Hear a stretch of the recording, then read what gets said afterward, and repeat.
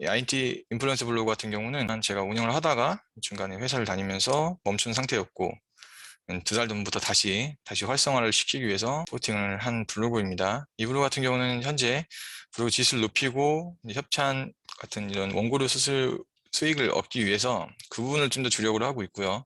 실질적으로 쿠팡 파트너스 링크는 거의 달고 있지 않아요. 일단 대신 뭐 사전 예약이라든지 중간중간 정말 가격이 괜찮다, 이건 꼭 포팅하고 싶다 정도의 링크를 달고 있기 때문에 요거에서 수익을 나오는 부분은 좀 적은 편이고요. 아직은 이제 블로그 지수라든지 일반 문자 수가 이제 1200 좀 내외이기 때문에 부족하다고 생각을 됐고, 저는 이 부분에서 또 좀 더 쿠팡 파트너스 링크를 달았을 때 그런 리스크, 그러니까 저품질 되는 부분, 누락이 되는 부분에 대한 부분이 검증이 안 됐기 때문에 요거에는 제가 좀 더 조심을 하고 있고요. 실질적으로 제가 이제 쿠팡 파트너스 용으로 만든 블로그는 이 외에 2개의 블로그가 더 있어요. 최근에 만든 거 하나랑, 그 다음에 약 3달, 4달 정도 된 블로그가 있는데, 거의 약 70% 정도 이상은 이제 IT 정보를 담고 있죠. 이거에 대한 이제 시랭크화를 목표로 했는데, 이 블로그 같은 경우는 실제 비율이 이제 일상 정보글 같은 경우는 약 주 6번째, 그러니까 일주일에 6개 정도 포스팅을 한다는 전제하에 4개 정도의 일상 정보성 글을 썼고, 2개 정도는 이제 쿠팡 링크를 달았어요. 1월 한 중반 정도부터 달았으니까 2, 3, 4, 약 3개월 정도를 달았죠. 쿠팡용 글은 그렇게 많은 정도는 아니죠. 이제 예전에 비해서는 많은 편은 아닌데, 상위 노출된 글도 꽤 있었고, 그다음에 세부 키워드 잡아가지고 이제 조회수 같은 경우는 한 글에 한 1500 이렇게 나오는 경우도 있었고, 5, 600 정도 나오는 경우도 있었는데, 그거 대비 이제 상품 전환율이나 이제 물건 타겟된 이제 상품으로 판매되지 않은 부분이 있었어요.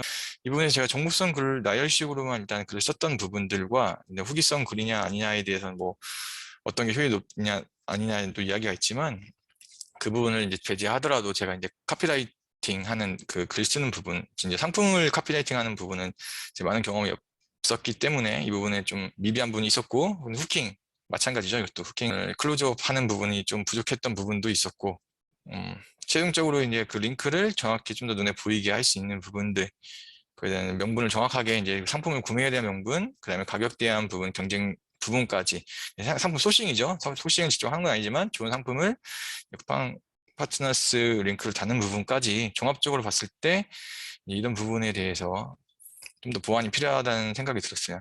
지금은 계속해서 이제 글을 쓰고 있지만, 했을 때는 월 10에서 한 20 정도 사이, 그러니까 10만 원 초반 정도의 이제 실제 수익밖에 나오진 않았어요. 그렇게 물론 글을 많이 쓴 건 아니었죠. 이제 누적적인 부분이 있을까라고 지금 생각을 하고 이제 블로그를 하는 부분이 메리트라고 생각했는데, 블로그 포스팅 글도 시간이 지날수록 뒤로 밀리는 건 사실이니까 이 부분에서는 그런 부분의 누적 효과가 크게 있지는 않았다라는 부분에서 좀 아쉬움이 있었죠.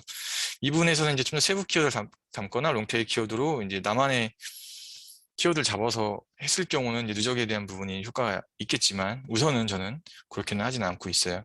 일단 이 부분에서는 좀 더 계속해서 볼 필요가 있고, 제가 지금 생각하시는 부분은 좀 더 이제 후기성 글을 쓸 수 있는 방법을 찾는 것. 그러니까 예를 들면은 직접 물건을 구매하지 않더라도 이제 누가 후기를 쓴 부분에 대한 최대한 참고를 해서 이 간접 인용식으로 할 수 있는 방법을 찾는 방법이 첫 번째고, 그 다음에는 이제 제가 후킹 이런 부분에 대한 부분에서 좀 더 보완을 하고, 좋은 상품, 이제 가격이 좀 더 정말 할인된다거나 실질적으로 이제 소비자에게 이익이 될 수 있는 상품을 소싱해서 갖고 와야겠죠. 그런 부분에 대한 부분도 같이 종합적으로 들어가야 될 것 같아요.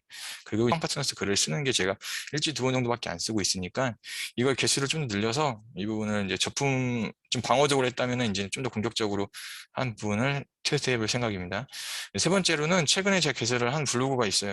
처음부터 이제 쿠팡 관련된 글을 막 써보려고 했어요. 뭐 이제 저품질 블로그 될 걸 각오하고 쓰려고 했는데, 뭐 아예 노출 자체가 꽤 시간이 걸리기 때문에 일단은 저는 정보성 글을 한 2주 정도 지금 쓰고 있고요.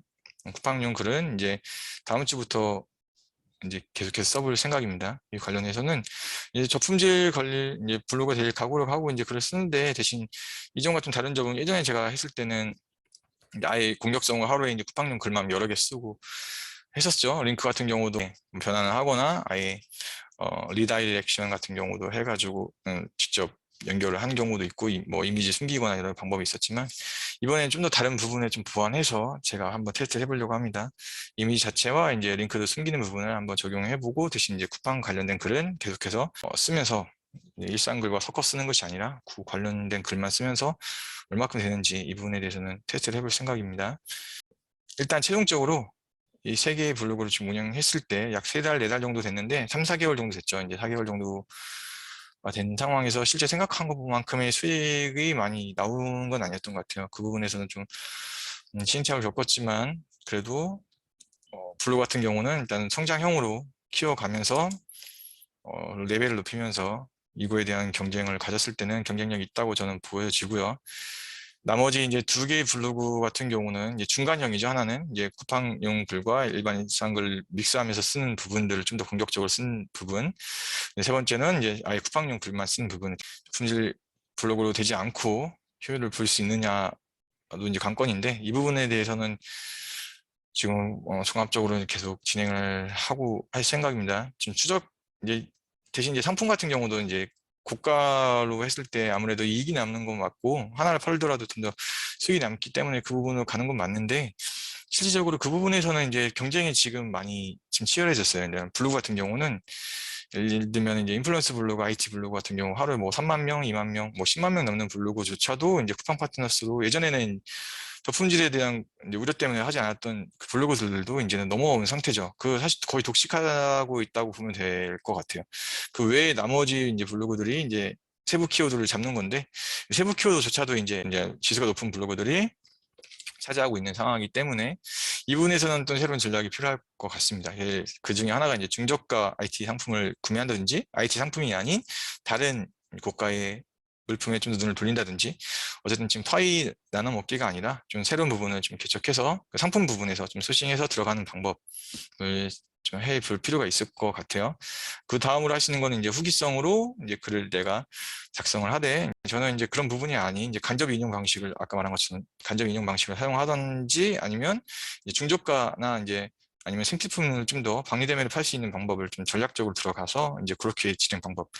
중저가 이하의 이제 좀 생필품이죠. 생필품 같은 경우는 블로그보다 어떻게 보면 SNS 같은 매체가 더 유리할 수도 있어요. 뭐 게릴라 마케팅도 마찬가지겠지만 일단은 페이스북이나 인스타, 뭐 요즘 트위터도 있죠. 이런 부분들 SNS를 활용하는 부분을 아니면 또 다른 새로운 매체 SNS도 도구들이 많이 있잖아요. 물론 국내에는 핀터레스트나 뭐 기타 다른 부분도 그 효율이 높지는 않다고 하지만 이제 다양한 플랫폼들을 활용할 수 있겠죠. 뭐 저번에 말한 것처럼 메타버스 새로 진행하는 그런 플랫폼들도 활용해서 이제 적용해 볼 수 있다고 생각을 합니다. 그런 부분에는 고가보다는 좀 더 나이대에 맞춰서 타겟층 나이가 어릴수록 아니면 가격이 중저가 IT 상품을 매칭해서 연결하는 것도 괜찮은 방법이겠죠. 이런 부분에 대해서는 계속 적용을 해볼 수밖에 없는 것 같아요. 그런 데이터를 누가 알려주는 것도 아니고 그걸 테스트해보지 않는 한은 실질적으로 얻기가 어려우니까요. 그러니까 일상글 쓰는 시간을 일단은 저는 지금 최소화를 하고 있어요. 이 블로그, 2번째 블로그 같은 경우. 그러니까